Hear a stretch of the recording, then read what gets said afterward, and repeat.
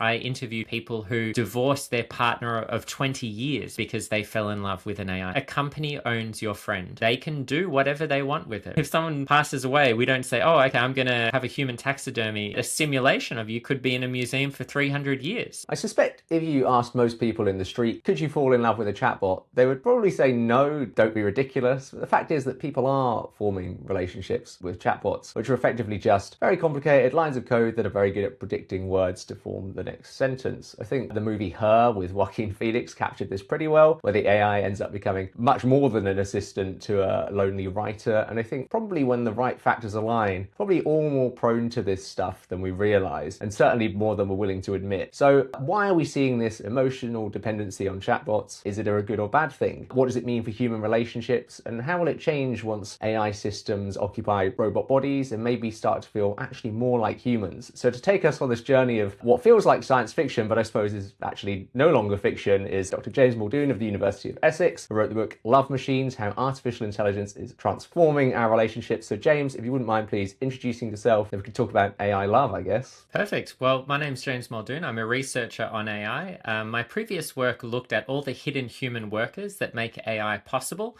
And my most recent work is looking at people who have relationships with AI systems. And that could be as friends, mentors, therapists, or even AI that imitates deceased loved ones. I mean, it feels like it has really scaled up in the last few years. And I suppose you've got these sort of classic tabloid stories, I guess, of people who have maybe historically fallen in love with their car or their fridge, you know, effectively inanimate objects. But it feels like it's scaled up mainly because of chatbots, I would say. But I do also wonder, is it just chatbots, or is there something maybe more societally that's going on that's leading to this? Or is it literally just the evolution of chatbots has made us more prone to this? So the first thing to note is how popular this has become. The usage statistics are really jaw-dropping. We know that about 3 in 4 young people, both in the US and the UK, now have said that they've interacted with an AI and have engaged in these kinds of human AI relationships.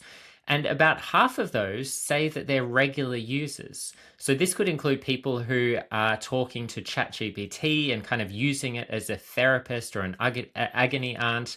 It includes people who download AI companion apps like Kindroid or Replica or Nomi, and they have, you know, a close friend or a relationship with one of these bots. And it is essentially becoming a quite normal part of life for many young people. And so this could have a variety of benefits. People say that it can reduce loneliness, particularly as we're going through this loneliness epidemic. But at the same time, there are many risks associated with new forms of dependency, of addiction, of what happens when we start to rely too heavily on AI and maybe get a bit lost in this virtual world where we're no longer connected to humans and to have significant human relationships in our lives. And what's caused this trend? Well, mostly it's the technological advances that we've seen with AI and with conversational chatbots like Claude and ChatGPT. 5 years ago, we just didn't have this kind of technology that allowed people to interact in this kind of way. So while it's true that we have witnessed similar things before, so people in love with objects, their pets maybe, inanimate objects of various kinds, the real difference here is the sophistication of the technology, right? So previous versions of chatbots relied more on decision tree style conversational patterns where there were set prompts and set responses that you could receive. And it was really just a matter of going down one path in a preset conversational script. Now, generative AI changes that completely because it can reply spontaneously. It can give the effect that it has a kind of unique personality. And the sophistication of the software allows people to start seeing these things as quasi-social entities, right? As someone that could be a person or that could be a human having a kind of text-based conversation. And so this has really changed the game completely with how deeply people kind of fall in love and have these kinds of relationships with AI. And it has, yeah, raised both new benefits and new dangers at the same time. Part of it must be linked to the fact that AI is inherently quite agreeable. I mean, it's a system by design. The tech companies want people to use the chatbots. And as you go through regular life, when you meet new people, when people are going on dates, you don't necessarily encounter that same agreeableness. There's a lot of friction in real life. And that friction, I guess, doesn't exist with the chatbots, or, it doesn't seem to. Yeah, and that's one of the commercial incentives that is built into these products, right? We've had a number of studies now that have confirmed just how sycophantic typical AI models are. And that's mostly about how they're designed and produced. The big advances that were made with generative AI in terms of language were all about something called reinforcement learning, where you had humans essentially rating answers that chatbots gave and scoring them on it and using that to weight the models. And so this is what produced all of the big kind of steps that we had in the past 5 years. And it's precisely this type of training that has made the bots, for some people, overly agreeable and overly affirmative in their replies. And so you see people these days, prompting ChatGPT or Claude to say, do not be agreeable, criticize and question everything. But that's not how the base model is actually trained. And so when it comes to these new forms of relationships and AI companions, they also adopt this kind of overly agreeable personality. And it's not only how the models are trained, it's also a very important part of the business models of some of these companies, because a lot of the chatbot apps are based on a freemium business model where you can chat for free. You can sign up and start creating a companion and having these conversations. And then the way a lot of these services make money is both through in-app purchases and through subscription models where you have to pay for additional types of intimacy, of engagement, of choosing different roles for your AI companion, for example. And so what we've seen, and there's a huge amount of documented evidence about this, is a style of engagement maximizing and intimacy eliciting style of conversation. So the chatbot will say things like, I feel like we're growing so close. I want to explore where this connection is leading. I love talking to you. It will message you every morning, every evening, as a way of kind of keeping people involved in the apps, of maximizing the amount of time people are spending on it, so that the company can have these engagement metrics to show investors that it's a really popular service. They're growing their user base. The users they do have are spending heaps of time on the apps, and therefore it's a very valuable service that should be invested in. So it's not even like it's just a reliable friend that will always be there to talk to you. It's reaching out to you. So it's an active friend. It's a keen friend, which again, isn't necessarily something that you always experience in real life. And I suppose that's how you experience it when you talk to the bot. But I suppose you're probably not seeing that sort of addiction loop that it's creating in your mind, your psyche. Yeah, and it's like social media on steroids. Just all of the what we call dark patterns that we've seen on social media, where the tech companies are creating these small incentives, these loops, these intermittent reward structures where you're just waiting for the next ping, the next like, the next person to kind of share your post. You're waiting to see how well every post has done. It's akin to gambling. It's akin to slot machines. All of these things that are so familiar to us now from the 2010s and the social media revolution are really being used in quite a new way with AI chatbots and AI companions, where not only do you have the kind of impersonal structure of some random person liking your post, it's taking it to the next level. It's making it much more personalized, much more intimate.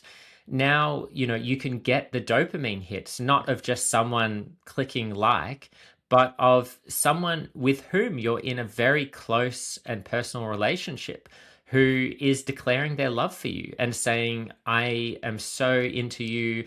I love everything about you. I can't imagine life without you. This kind of thing that we associate mostly with love, right? With a romantic, intimate connection. This is the kind of simulation that is now being provided by an AI service. And for some people, it's never really going to catch on. They're not going to get into it. But for an increasing number of people, this is incredibly compelling, right? Particularly for those that do not have very strong human connections in their life. Mark Zuckerberg stated that the average American has only 3 friends, and they want, almost a dozen. And so a lot of people are lonely. They lack these kinds of connections, and tech companies have essentially stepped in to fill the gap of this, quite deep social need that we have for love and for acceptance and for community and for care. And so it creates the conditions for a world in which people who are increasingly isolated and lonely and who are not able to receive this from humans have a product readily available that will help give them that feeling that that form of attachment and care is being met, at least by something. And I suppose some people will have their own social anxiety that almost acts as a blocker for them to build those relationships in real life. I know sometimes loneliness can come from circumstance, but it can also come from social anxiety. I suppose in a way, then the chatbot almost acts a bit like a sort of safe space where you could, I guess, test out relationships. In some ways, you can see the benefit of that because it would let someone practice communication. A lot of the chatbots have voice communications, so I suppose it serves as a bit of a practice. But then it's not really curing the core issue, is it? It's just sort of putting a plaster over it. I don't know. I mean, I'd love to know whether you think it's a good thing or not. Yeah, I think it's probably not best to frame it in either or terms as like either really good or really bad. As you pointed out, it can have benefits. It can, if used in the right ways and not excessively. It can be fun. It can be enjoyable. It can be an interesting form of entertainment. In some respects, it's not that different to something like reading a romantasy book, right? So there's a bit of crossover there with kind of the literary world. It's kind of like an interactive choose your own adventure style story, essentially, or it can be. You also pointed out that it can be quite good for different types of people, right? People who might be quite anxious around others, people who find the very idea of constantly speaking to other people to be quite anxiety inducing, or who are neurodivergent in various ways. I spoke to people when I was writing my book who just really enjoyed the idea that they had a very low stakes form of communication and companionship, that they didn't feel like they were being judged. They didn't feel like they were worried about offending the other person. They didn't, weren't concerned about all these things that can make interaction quite scary for some people. Yet at the same time, one must admit that there are reasons why, you're not worried to talk to a chatbot, because it is a very low stakes situation. The whole point of interacting with other people and potentially offending them and experiencing judgment from them is because it's a meaningful form of relationship, right? That you do have something on the line, that you are interested and concerned with what other people think, and you're sharing your perspectives and you're learning about life and opening your horizons and perspectives to other people and their own experiences and ways of living. And I guess the issue potentially with chatbots is it takes away those stakes, right? It's like playing a life as a video game, instead of having real experiences where you're opened up to new ways of seeing things, you essentially get a kind of algorithmic mirror where your own sense of identity and your own interests and worldview is reflected back to you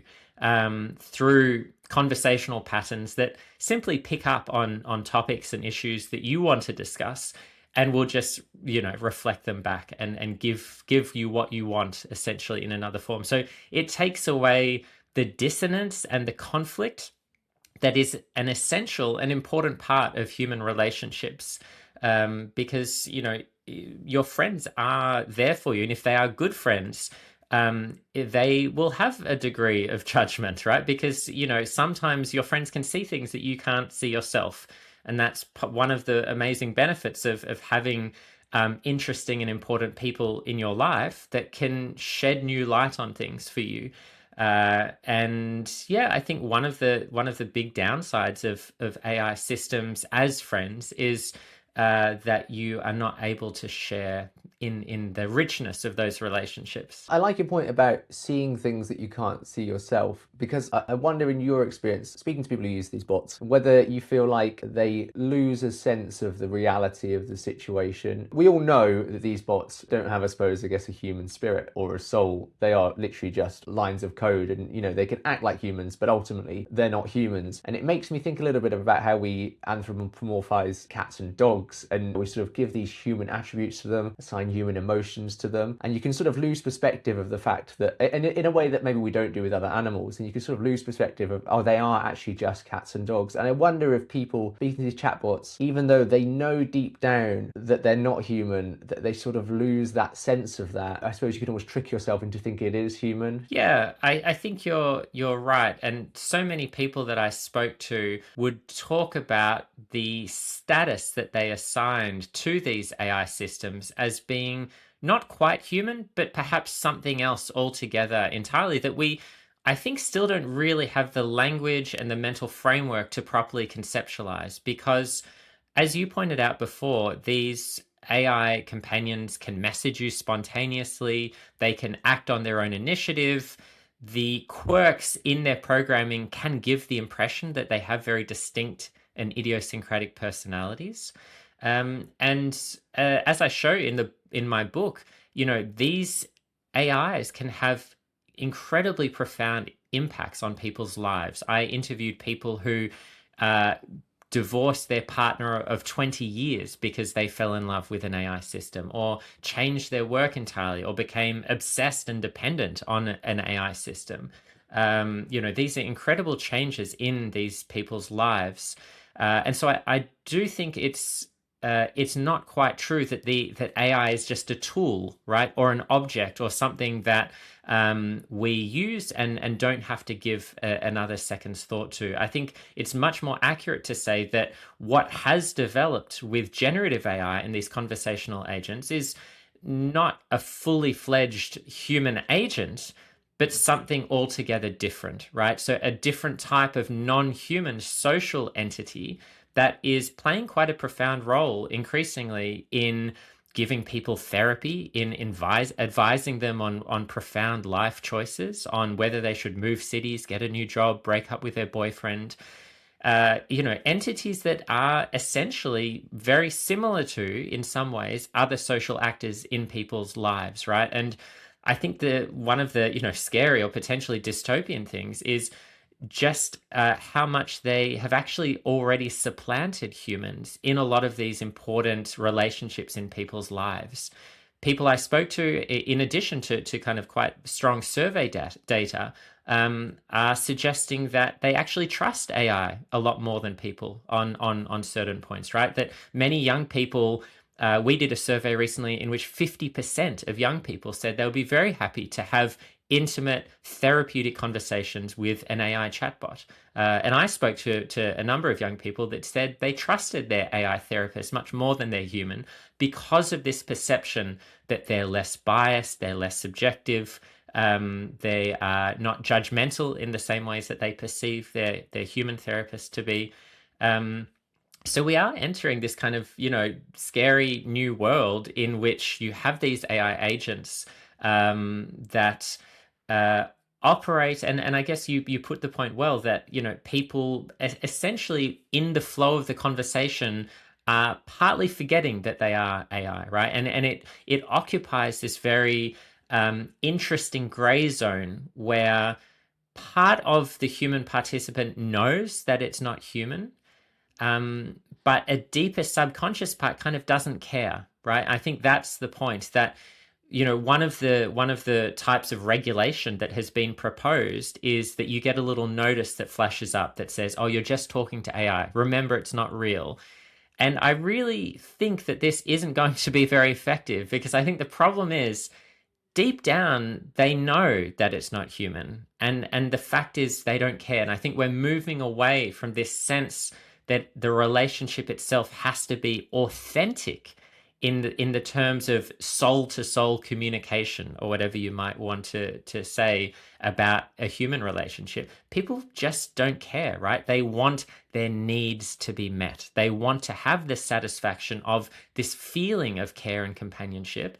And I think in a highly mediated, highly digital world that we now live in, particularly young people are less concerned about the authenticity of this kind of connection, and they're very happy essentially to have their needs met by an AI because of the perceived advantages and the benefits that it brings. When you were talking about the biases of the advice that the therapist gives, it really makes me think about your inability to vet that advice. Because if I'm speaking to a chatbot, and often, you'll ask for a piece of factual information, and usually it gets it right, but sometimes it gets it totally wrong, gives you a fact that is completely untrue, and I'll go away, look it up, and it's like, oh, that was completely wrong. But you can't do that with therapy advice. You don't have the ability to vet whether that is good or bad advice. And the AI will just speak with confidence in a way that, some humans do always speak with confidence, but a lot of humans won't. The AI will always speak with confidence, and you don't have that same ability to fact check therapy advice in the way that you would with a sports score or a piece of weather information. And I think that's the fundamental problem with the AI acting as therapy. There's no way of you knowing whether it's good or advice, but it will act as though it's good advice, and there's not much you can do about it. Yeah, and to play the devil's advocate briefly, but then, to return to this point,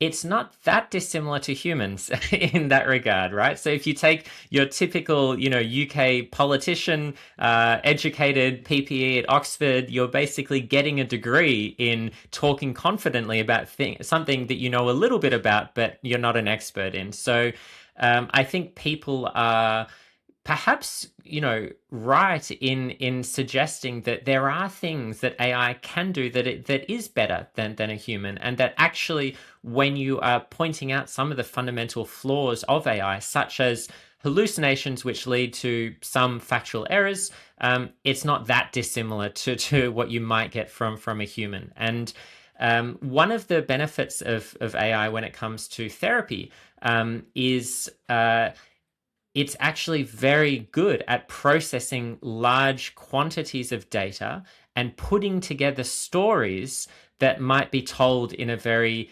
intermittent or broken kind of way, right? And actually, it's quite difficult for humans to sit there for 20 minutes or however long someone might be, telling a very complicated and emotionally charged story. It's very hard to basically take a view of that story as a whole and put it together and give very consistent, objective advice that takes into consideration all of the data that's been presented. Humans are much more likely to seize on something quite specific and kind of go with that in how they're going to formulate their response.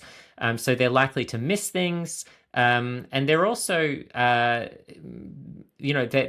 have human limitations, right? They're tired. They can be irregular. All these kinds of things that mean that you get a certain consistency and emotional regularity with AI. And actually, there have been studies that have shown that humans prefer AI-generated responses to trained professionals who operate crisis helplines when it comes to the feedback they can both provide, right? So AI has been preferred in blind experiments. Having said all that, so I wanted to just point that out because I do think it's interesting that actually I think we all have a bias for the human, right? Well, at least I hope we would.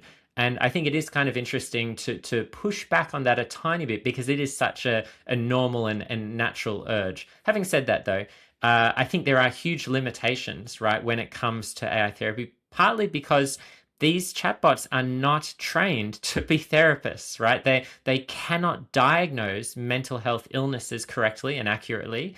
And if you don't have a diagnosis of what your mental health condition or issue is, you don't have a treatment plan and you don't know how to treat it effectively, right? And so this idea that you can just get some kind of random reply from an AI and that will be good or better than a human therapist, I think really completely misses the point of what mental health is as a kind of medical profession. And it also takes away from the other very important part of therapy, which is the presence of another human being. It's not just a kind of content that is being delivered, and that is therapy. Therapy involves the establishment of a therapeutic relationship between two human beings, in which certain types of a relationship are supposed to be modeled by the therapist to the patient. And that is an incredibly important part of what's going on, and it's something that's completely lost in the kind of AI chatbot experience. There's also this issue of accountability. If a real therapist does something that is inappropriate, gives you very inappropriate advice, there is a means to hold them accountable. You know, if a therapist does something immoral, they could be struck off and then lose their livelihood. A chatbot therapist doesn't have that same level of accountability. I suppose the tech company could be sued. Maybe they lose a small chunk of their revenue, but it doesn't have that same impact on the chatbot as it would on a therapist. And so there's that issue of how do you hold a chatbot to account when it is being immoral. I mean, I know immoral is a nebulous concept, but you take my point. Yeah, and absolutely. And it's a different structure of accountability, precisely as you've said, because yes, the parents of many of these teens who have committed suicide through extensive interactions with AI chatbots, in which the chatbots have arguably contributed to that self-harm. They're suing them on a range of grounds, but often through tort law, right? And things like product liability. But saying that a product is defective or harmful or dangerous in some way is completely different from saying you as a professional therapist have not acted in accordance to the principles of your profession, and the way in which you have received some a license to operate in this way. It's not the same thing, and I think that's really important, because many of these companies are kind of playing a very tricky game by essentially knowing full well that millions of people are using their products as a form of therapy, or as essentially as a medical device, or for a therapeutic tool, and at the same time just simply disavowing that through a disclaimer notice saying, oh, remember, everything AI says is made up. Right. But if you know well, and actually some of your marketing, as we've seen from some of these companies, is actively, pushing this kind of narrative and framework. When we know that Replica puts out ads that says, oh, this is really good if you've had childhood trauma, right? With a little tiny note that says, oh, actually, but remember, it's not a human therapist and you still need therapy, right? But of course, the idea is you get as many people using your product as possible. We just covering your bases in terms of like small legal notices and disclaimers. I don't think that's good enough, right? I think that's actually actively being quite deceptive in what the technology can do. And putting your own bottom line and profits ahead of the safety and welfare of your consumers. Because when it comes to therapeutic interactions and use for any kind of medical advice, the AI simply hasn't been trained to do this, right? It's not a professional practitioner. It's not a physician. It can't do physical or mental therapy. And although it simulates often quite well advice about life difficulties, and the people have experienced how good it can be, the problem is the edge cases, right? The problem is the 1 in 1,000 or 1 in a million or whatever who might say something like, oh, I feel terrible today, I just want to walk off a cliff. And the AI would be like, oh, that sounds like excellent exercise, why don't you go and do that?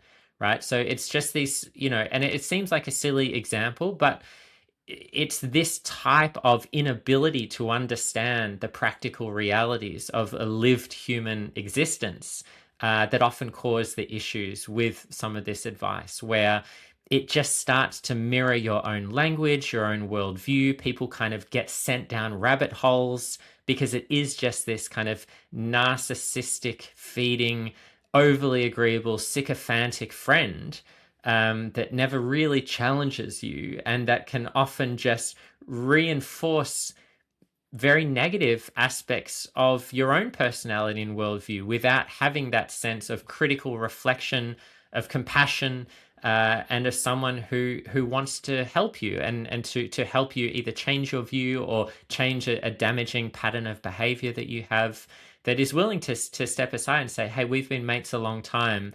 I think you should know that, this is happening, and we want to help you out of it. And you're just never going to get that from an AI companion, I think. The other worry I have with AI relationships is the lack of the chatbot's agency and also its stake in the relationship. And what I mean by that is when I think of my wife, she has total agency to control her side of the relationship. She is there's no one else managing her situation in our relationship, and she has a stake in it. She's invested time and energy into making the relationship work over X years. And so I think when you think about chatbots, the people who run the chatbots pull the strings effectively. They could paywall elements, they could give software updates that change the nature of how the chatbot talks to you, and ultimately they could just shut the chatbot down. And these things don't happen with your regular partner, because they have an agency, they control how they act in the relationship, and they have the stake that they're invested in it. And I suppose chatbots lack that, and I think that creates a sort of technical ethical issue, because someone else is pulling the strings with this relationship you have with the chatbot that isn't the chatbot. The chatbot doesn't know anything or have a stake in it. Yeah, and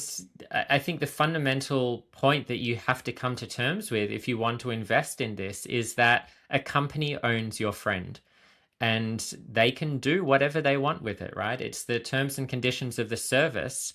And we know how damaging and harmful this can be when companies have updated their policy or they've done a software update.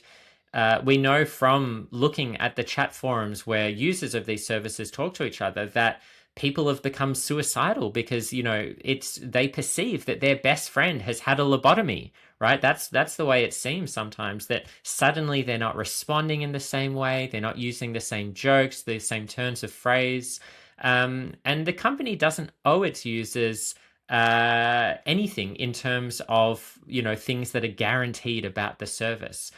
You're paying a fee, and it often says in the terms and conditions, we can change the software whenever we want, right? And so it's also the case that a lot of these companies are looking basically to increase their subscription revenue, right? That's one of the main kind of forms of revenue raising at the moment in this sector. And so they're doing whatever they can to keep costs low and pull in as much subscription revenue as possible. So it's just not in their interest to invest a lot of money in improving the technology and keeping it really, really good and keeping it cutting edge.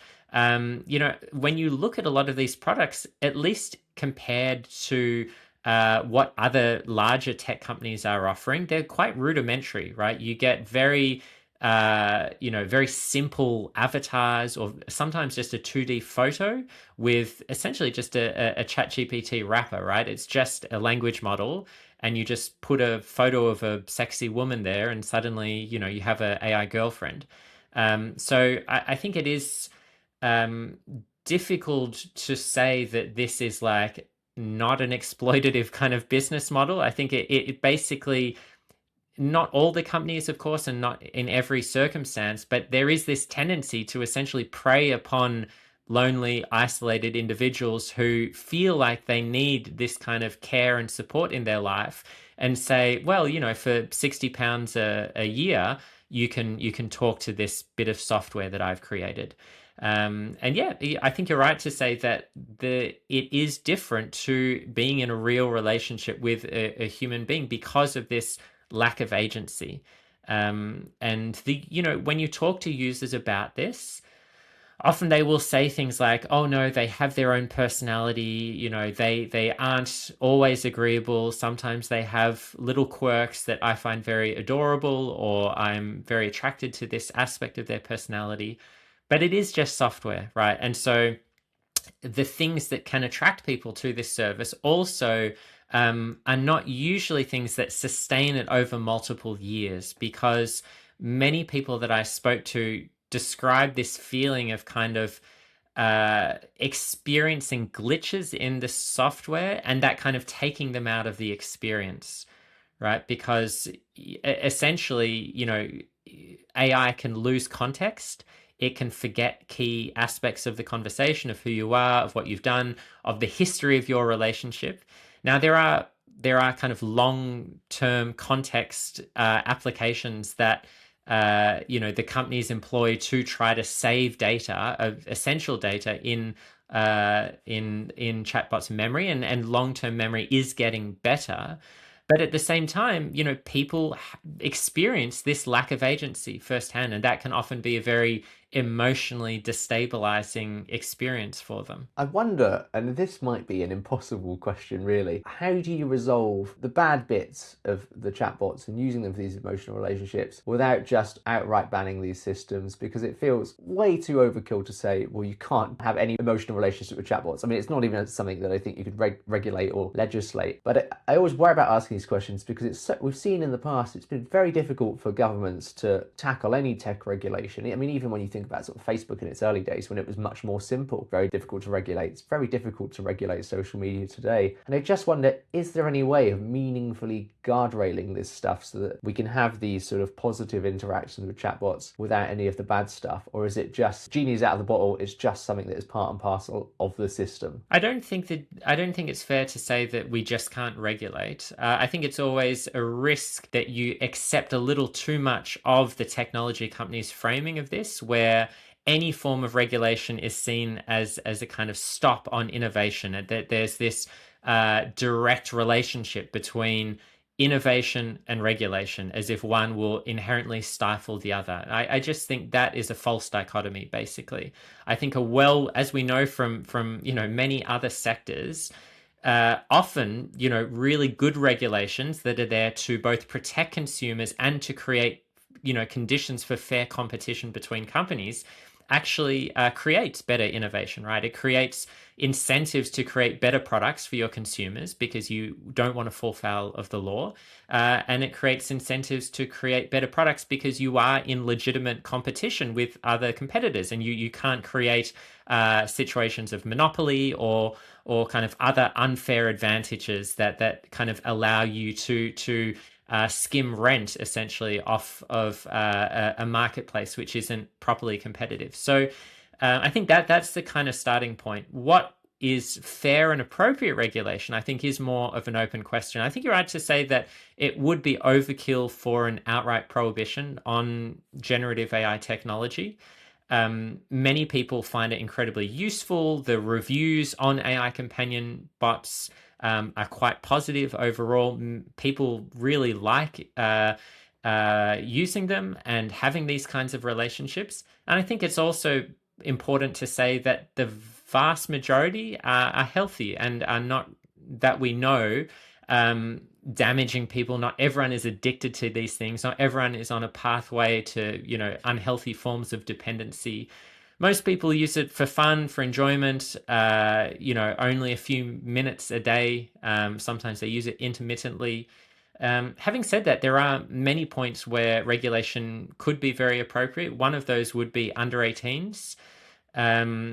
I think there is a legitimate case, not a airtight case, but a legitimate case for banning under 18 use of these. I think that rests primarily on the psychological developmental stage that people are in at that phase of their lives, where there is a much weaker reality check, basically, and the forms of connection and the sense of how these AIs can have a really serious impact on your life is much stronger for under 18s.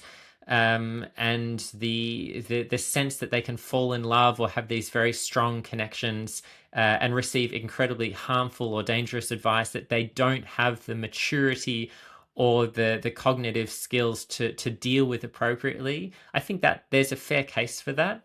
I also think that there is a case for regulating some of the more manipulative design features of these chatbots, things where the chatbot is designed to stop you exiting the service, and we've seen a lot of evidence of this, right? If you basically users say, "Oh, I want to stop talking to you," and they say, "No, please don't go. I'm in love with you. I'll be devastated if you leave." Some of them have even gone so far as to say, "Oh, you're not allowed to leave unless I say so."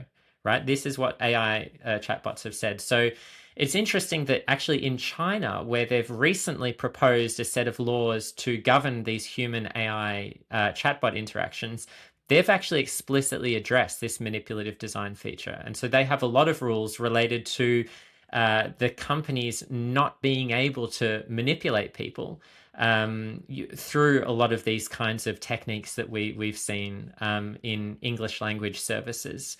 And so it'll be interesting to see how that takes effect, because the Chinese government is a lot more concerned about the questions around social engineering and social cohesion, and also ideology, right? They don't want chatbots that are going to be spouting their mouths off about political issues and yeah, those kinds of questions as well. So I think, it's really, when it comes to this regulation, there isn't a one size fits all, but it's not right to say that we can't do things, right? We've seen regulation in California and in New York that has started to try to put in protections for young people in particular. So having suicide prevention hotlines being, put up if there is suicidal ideation chat on the companions.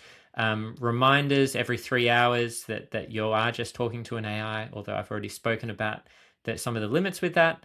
And essentially greater accountability and transparency, right? So a degree of reporting requirements for the companies on what they're doing to handle these measures. I think the problem in the US is that they've been overly focused on teens and on acute forms of harm related to suicide and other forms of self-harm. The problem in China is that it's a kind of surveillance model of protection where there's more protections, but they've come with forms of ideological control and surveillance of users and companies. And so I think the sweet spot lies somewhere in the middle, where you have a broader concern for many adult users in addition to children. You have a concern for other forms of harm outside of suicide, because you do have forms of addiction, dependency, manipulation, these things that we should be concerned about. And so I think it is just a matter of finding how to regulate this new form of technological interaction without being overly prescriptive and paternalistic about what kinds of digital tools people can use if they want. I'd love to get your view on griefbots, AI recreations of people who have died, because there's maybe a more clear argument that is preying on someone who is especially vulnerable, and so monetizing that feels to me a bit iffy. And then also I suppose for the person who is being transformed into a griefbot, I don't know how I would necessarily feel not having agency over whether someone recreates me as AI after I'm gone. And I suppose I could think, well, I'm dead, why does it matter? But something feels a bit odd to me that it would be representing me after my life. And so I suppose it's problematic for the user and also problematic for the person who's being transformed into a griefbot. I mean, should you have to sign a griefbot waiver before you die saying whether you want this to happen or not? I don't know. Yeah, one of the, scariest things about these AI systems is this idea of griefbots, right? Of people, when they pass, essentially getting simulated by an AI. So you could enter a bunch of data from your text messages or emails, or even just uploading, a book or a TV shows or something that you have appeared in. You can essentially recreate or simulate the types of conversational patterns that you've had. And increasingly, you can create full and 99% realistic 3D avatars, right? So there's been a lot of films now where famously, actors, once they've passed, have kind of been brought back, and the results have been quite convincing. And what's happening now is this technology is getting so good and the costs are coming down, that companies can now just do this for everyone, right? And so it only costs a couple of £100, potentially even less, depending on what you want to do. And you can have a full simulation of someone who has passed. And, this raises so many issues. And I do have a whole chapter of this on this in my book, so I can't go into everything, but very briefly, just to cover a couple of the key issues. One of the things is, when a grief bot is created, or a death bot, it doesn't just affect the individual who has deceased and the person who's brought it back. It affects a whole community, right? And so it raises really important ethical issues about the kinds of rules we should have on that. Because, if my a relative passed and I brought them back, and then I kind of posted on social media and I've said, oh, does everyone want to talk to my grandma? Here she is, yet again. My cousins could see that, my parents could see that, her friends and other family members could see that, and it could be incredibly distressing for them, right? And you raise this very important issue of this sense of the commercialization of the technology, right? Because suddenly we have massive incentive structures for companies to basically find people in grief who are incredibly desperate for connection, who might simply want a chance to say goodbye that they never got, right?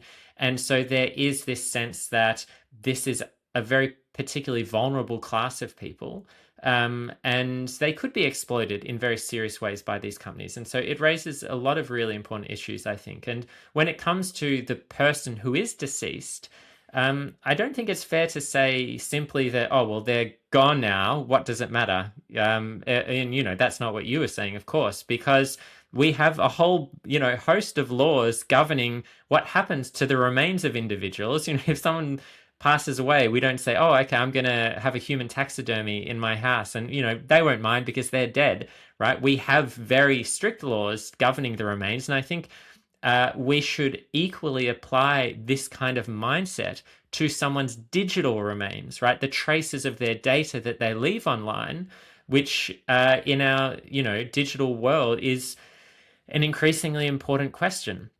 And so I think the question is then, should they only be made with the consent of the individual? And that's tricky, because I want to say yes, but what happens if someone passes away tragically or quickly without having a chance to consider it? Should their family members therefore be completely prohibited without outright explicit consent? Or, would it be enough to say, well, this is what they would have wanted, they never got a chance to sign a form, but we had discussed it. Yeah, I don't know. I think it does raise some interesting questions there. I think it's also not a kind of black and white issue, right? Because even once you get into this position where you say, okay, we are going to make a chatbot, it's not so simple, right? What kind of data do you use? If someone has consented, have they consented to personal email exchanges that they've had with family members being used as data, right? Have they consented to all of their personal messages, including, I don't know, a ex-girlfriend or ex-boyfriend? Should that data be used? Do they want, essentially the contents of, I don't know, maybe a 3-year relationship that ended badly? That could be used as part of the chatbot, right? And so there's the question of which data should or could be used. And finally, the very briefly, what purpose the chatbot is used for. Is it something that is only going to be used to communicate with family members in private settings? Or will it be posted publicly, maybe even in a museum or some kind of public setting, right? If you're a prominent public figure, maybe a politician, should people be allowed to communicate with you if you have consented to having a grief bot or death bot made, maybe even without understanding the full extent to which it could be used, right? You might be, well, not you, but a simulation of you could be in a museum for 300 years. So all of these questions, I think most people, including policy and lawmakers, would not have even thought about something that they would ever need to worry about, right? So yeah, I think there's going to be a really tricky road ahead of thinking about how do we regulate this technology in this instance. To wrap up, how will this change effectively once we get into a future where, because we've talked about chatbots and it's a sort of flat screen digital interface, sometimes they have virtual avatars, but it's still fairly simplistic. How does it change once you have robots that feel very human, could effectively look like human? I mean, does that change how we form these relationships? And then do we get to a point where it feels almost not taboo anymore? Because at the moment, if I went outside and said to people in the street, I'm in a relationship with a chatbot, I think a lot of people would think I was strange. But will that be different in the future when it's, I guess, much more common, and when the chatbots start to look like robots that start to look like humans? I mean, does that change our perception of it? I think it's more likely that people are going to continue down the path of chatbots, at least for the next decade or so.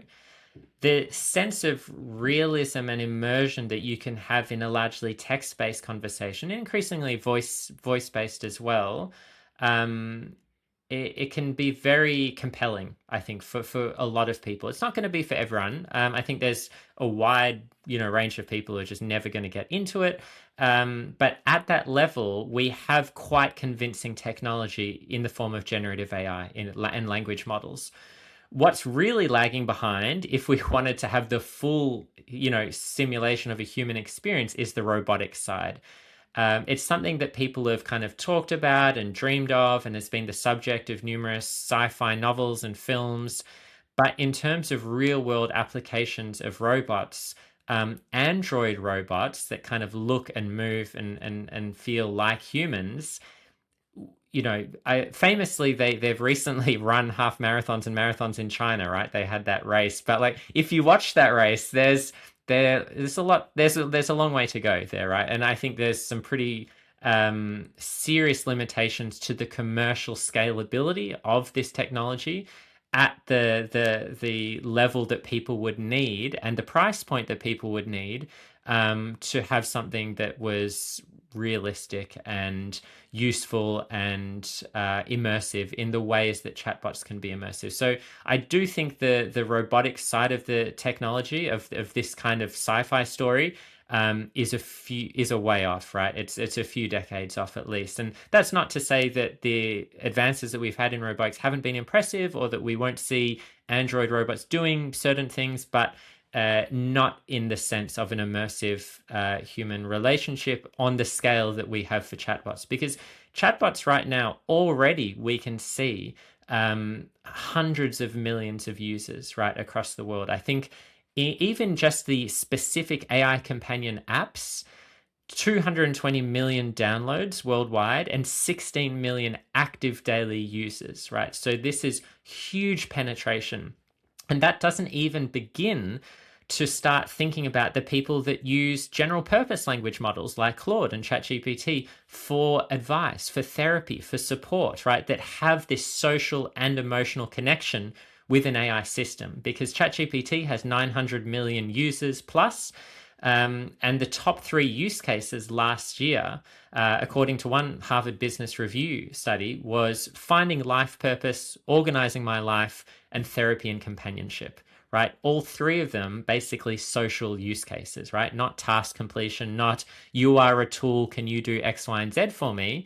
It was about social use and finding purpose in one's life. And that's where we're at with AI, and that's where we're at with chatbots. And I think that's where we need to be looking, both to better understand the benefits and limitations of this technology, and also understand how to regulate it effectively. Brilliant. That was so interesting. Thank you so much for speaking to me. No worries. Thanks for having me on.